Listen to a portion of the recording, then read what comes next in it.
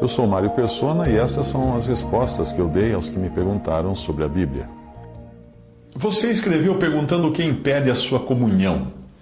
Eu acho que só existe uma coisa que pode impedir um crente de participar da ceia do Senhor, à mesa do Senhor, que foi o que você se referiu. O que estaria impedindo a sua comunhão à mesa do Senhor e à ceia do Senhor. A única coisa que impede um crente de participar da ceia do Senhor, à mesa do Senhor, é o pecado.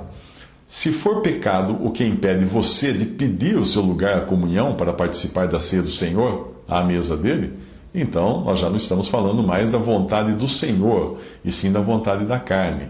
A vontade do Senhor está explícita nessas palavras: tomai, comei, isto é o meu corpo que é partido por vós, fazei isto em memória de mim. Este cálice é o Novo Testamento no meu sangue, fazei isto todas as vezes que beberdes, em memória de mim. 1 Coríntios 11, 24 a 25. Se você for guiado pelo Espírito Santo, irá pedir o seu lugar à comunhão à mesa do Senhor. Será observado então pela Assembleia, a qual você pediu o seu lugar à comunhão, porque a Assembleia tem a obrigação de verificar se existe em você algum mal moral, doutrinário ou eclesiástico na sua vida. E aí você terá o seu lugar, será recebido. Pois essa é a vontade do Senhor, que você participe da comunhão à mesa do Senhor, lembrando do Senhor na sua morte. Porém, se o piloto de sua vida for a carne, você continuará vivendo esse dilema e acabará se afastando de outros irmãos que buscam fazer a vontade de Deus. Eles seguirão alegremente em comunhão com o Senhor e buscando fazer a vontade dele, enquanto você viverá sempre com a consciência atribulada por não abrir mão da própria vontade, da vontade própria. Lembre-se sempre de que não estamos falando aqui de salvação, porque esta salvação já foi resolvida quando você creu em Jesus, mas estamos falando de comunhão com Deus e de fazer a vontade dele. Ao decidir seguir a sua própria vontade, você não perde a salvação, mas perde a comunhão com Deus. E a sua vida será a experiência que Davi relatou enquanto manteve oculto o seu pecado. No Salmo 32, de 3 a 4, ele diz: quando eu guardei silêncio, envelheceram os meus ossos pelo meu bramido em todo o dia, porque de dia e de noite a tua mão pesava sobre mim. O meu humor se tornou em sequidão de estio.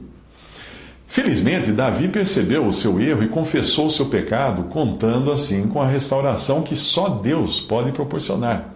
No Salmo 32, 5, ele diz: confessei-te o meu pecado, e a minha maldade não encobri. Dizia eu: confessarei ao Senhor as minhas transgressões, e tu perdoaste a maldade do meu pecado.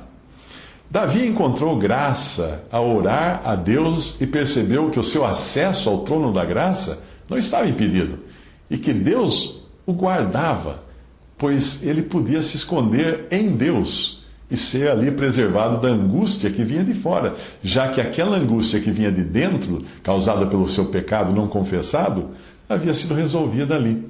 O seu humor, que antes era sequidão de estio, se transforma então em alegres cantos de livramento. Salmo 32, 6 e 7. Por isso, todo aquele que é santo orará a ti, a tempo de te poder achar, e até no transbordar de muitas águas, estas não lhe chegarão. Tu és o lugar em que me escondo, tu me preservas da angústia, tu me cinges de alegres cantos de livramento.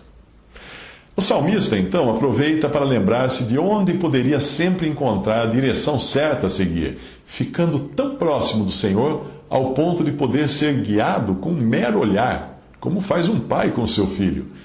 O contrário disso, que é a vida do crente que quer fazer a vontade própria, é ser conduzido por Deus com cabresto e freio, como se faz com animais, que precisam sentir muitas dores para obedecer. Salmo 32, 8. Instruir-te-ei e ensinar-te-ei o caminho que deves seguir, guiar-te-ei com os meus olhos. Não sejais como o cavalo, nem como a mula, que não tem entendimento, cuja boca precisa de cabresto e freio, para que não se cheguem a ti. O ímpio tem muitas dores, mas aquele que confia no Senhor, a misericórdia o cercará. Eu deixo para você alguns versículos da palavra de Deus que poderão ajudá-lo. Um é Oséias 6,3. Então conheçamos e prossigamos em conhecer ao Senhor. A sua saída, como a alva, é certa. E ele a nós virá como chuva seródia que rega a terra. Pergunto, Eu sei que você conhece o Senhor, mas será que tem tido o desejo de deixar aquilo, abandonar aquilo que impede você de prosseguir em conhecer o Senhor, como fala a passagem? Conheçamos e prossigamos em conhecer o Senhor.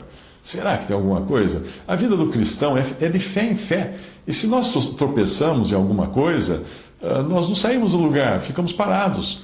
O que parece estar sendo o seu problema. Daí você dizer que o seu processo é demorado em relação ao dos outros irmãos com os quais você tem convivido.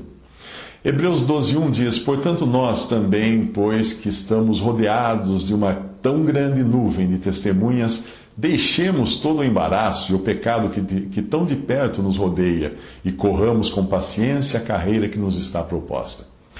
Essa tão grande nuvem de testemunhas são os homens e mulheres de fé que aparecem no capítulo 11 de Hebreus. Todos eles cheios de falhas e com muitos motivos para se envergonharem de seus currículos, mas que mesmo assim encontraram graça para permanecerem na fé, porque viam o invisível, enxergavam o invisível. Hebreus 12, de 2 a 14, olhando para Jesus, autor e consumador da fé, o qual pelo o gozo que lhe estava proposto, suportou a cruz, desprezando a afronta, e assentou-se à destra do trono de Deus. Segui a paz com todos e a santificação, sem a qual ninguém verá o Senhor.